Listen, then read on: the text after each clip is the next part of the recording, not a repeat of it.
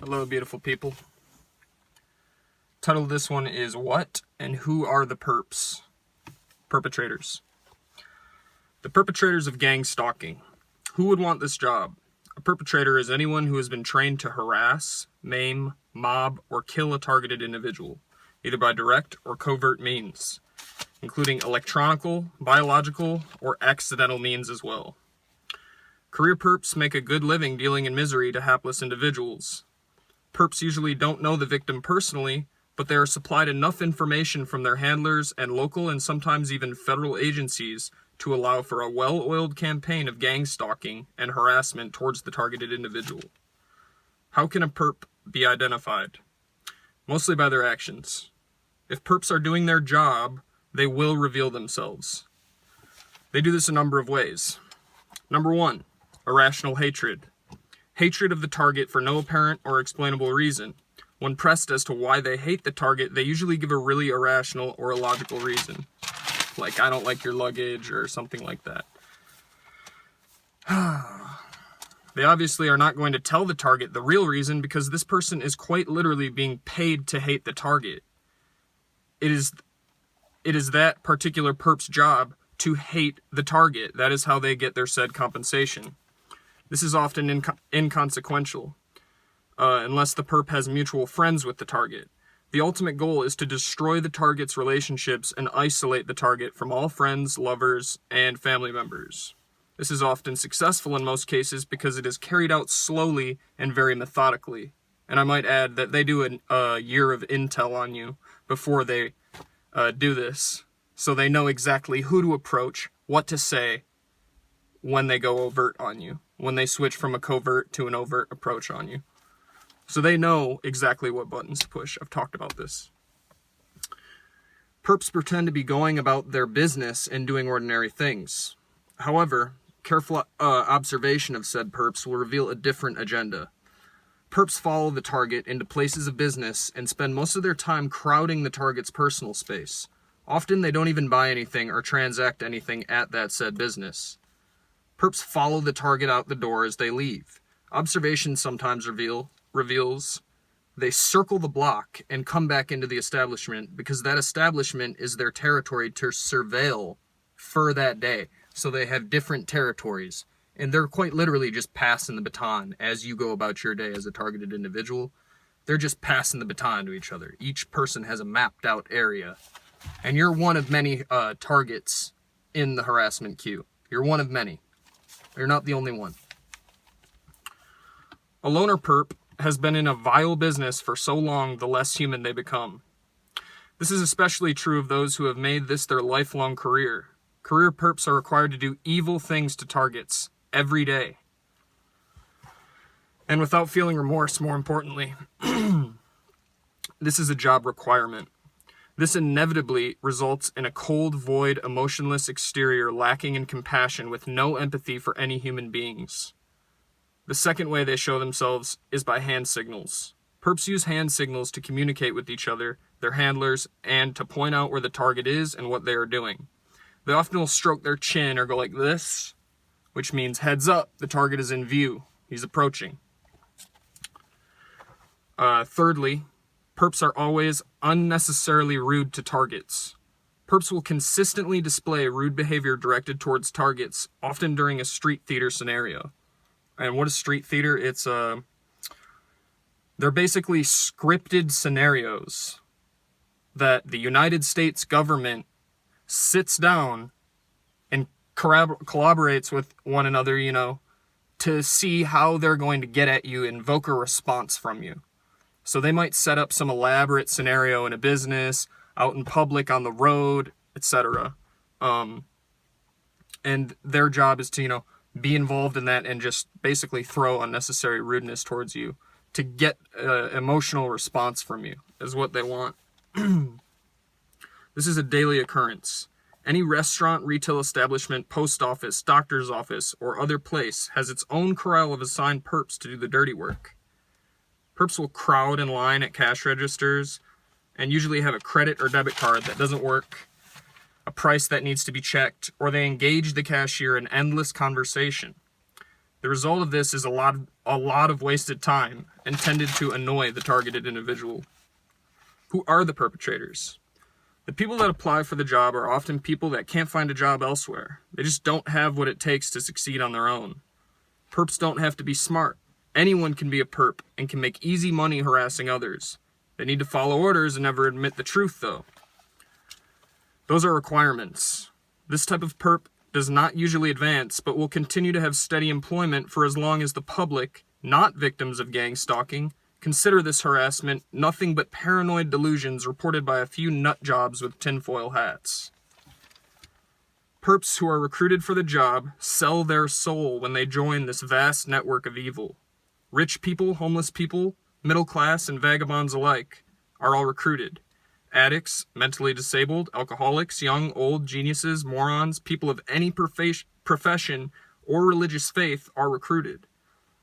Anyone desiring a place in this dark madness may have one. The most pathetic and disappointing of all, however, are the pretended Christians who participate. There are quite a few of them that join in the conspiracy, who have been also tricked into joining. I have experienced harassment in churches.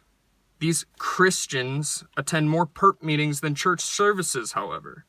These frauds go about their days serving the dark side instead of doing what God would want them to do, which is peace and kindness to everybody on earth.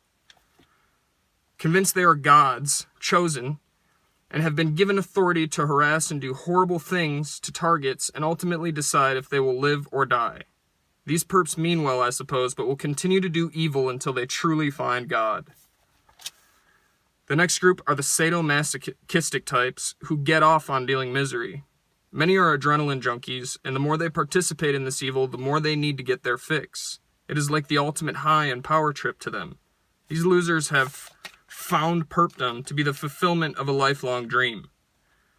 How else can anyone commit trespass, burglary, slander, vandalism, terrorism, drugging, rape, abduction, and even murder without being called to task? The power-hungry perps enjoy inflicting pain on the target, and they thrive off of their fear. These perps definitely have lifelong careers in perpdom and will continue to climb the ladder to be part of the management team, also known as handlers. Increasing members of targets have indicated or implied that their disgruntled ex-husbands or girlfriends began targeting them or placed them in the program for breaking up with them. Usually the harassment is done by a group of perps and not the actual disgruntled ex. But in my case, however, the girl I believe who is responsible for my targeting joined in with semi-trucks trying to run me off the snowy interstate during a blizzard in Castle Rock, Colorado. People are often duped into participating in perpdom. How is this done?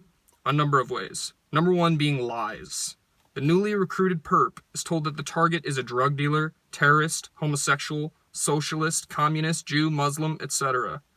It's easy to find out the newly recruited perp's hot buttons, and given the endless technical and federal military-type surveillance they use on targeted individuals, they're even easier to find. These buttons are pushed in order to motivate them to participate in things that normally would be against their moral beliefs. The information about the target may not be given directly and is often inferred. Even so, this will work on most people on a subliminal level until finality in the perp's mind. The target to them is trash and therefore does not deserve to live. Perps are brainwashed to believe that the end justifies the means. In their minds, they're a cleansing force ridding of society's undesirables. Perps are often coerced or threatened or even blackmailed into participating. Usually said threats are not direct and often implied. Perps are also known to infiltrate the workplace and sabotage targets' jobs and careers, often by blacklisting targets for future employment.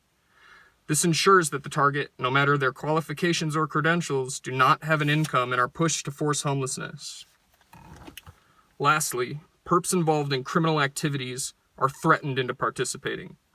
These perps may not want to participate, but are threatened with investigation or indictment. Oftentimes, they start out as informants and continue perpdom to expunge their record. Of course, these perps will never be free. If anyone tries to leave this evil network, they will be targeted themselves, or they will have an accident or die of natural causes. The last group that is recruited are the broken, targeted individuals who just aren't mentally strong enough to put up with their daily harassment. In their minds, it's easier to join evil than to fight against it. But they're dead wrong. By participating and turning coat, this evil grows stronger and kills even more innocent people the more who participate. The targets who gave up and turned perps themselves are truly the most lowly, despicable pieces of garbage on this planet. They have experienced the most horrible, dehumanizing acts of terrorism imaginable, and then they turn around and do the same unthinkable things to fellow targeted individuals. My message to perps is this: if you think you're 007, you're not. Your handlers don't give a flying fuck about you. That's why they make you sign non-disclosure agreements and waivers. If you want adrenaline, go base jumping, or better yet, jump off a fucking cliff. You are the real homeland domestic terrorists, not us. Thank you for your time. This report I received today is a monumental document in more ways than one. But it is a very, very important piece of America's history, and it will shape America's future in ways that will make us a more honorable, more successful, and more ethical country. What this committee learned, I would like to review today with a little more detail than Dr. Faden said, because I think it must be engraved on our national memory. Thousands of government-sponsored experiments did take place at hospitals, universities, and military bases around our nation. The goal was to understand the effects of radiation exposure on the human body.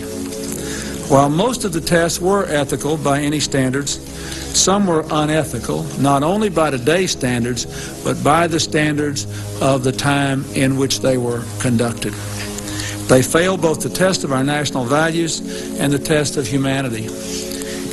Informed consent means your doctor tells you the risk of the treatment you are about to undergo.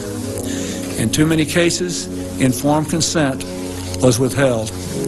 Americans were kept in the dark about the effects of what was being done to them. The deception extended beyond the test subjects themselves to encompass their families and the American people as a whole. For these experiments were kept secret, and they were shrouded not for a compelling reason of national security, but for the simple fear of embarrassment, and that was wrong. So today, on behalf of another generation of American leaders and another generation of American citizens, the United States of America offers a sincere apology to those of our citizens who were subjected to these experiments, to their families, and to their communities. When the government does wrong, we have a moral responsibility to admit it. The duty we owe to one another to tell the truth and to protect our fellow citizens from excesses like these is one we can never walk away from. Our government failed in that duty, and it offers an apology to the survivors and their families, and to all the American people who must be able to rely upon the United States to keep its word, to tell the truth, and to do the right thing. Make no mistake, as the committee report says, there are circumstances where compensation is appropriate as a matter of ethics and principle. I am committed to seeing to it that the United States of America lives up to its responsibility. Our greatness is measured not only in how we so frequently do right, but also how we act when we know we've done the wrong thing, how we confront our mistakes, make our apologies, and take action. That's why this morning I signed an executive order instructing every arm and agency of our government that conducts, supports, or regulates research involving human beings to review immediately their procedures in light of the recommendations of this report and the best knowledge and standards available today, and to report back to me by Christmas.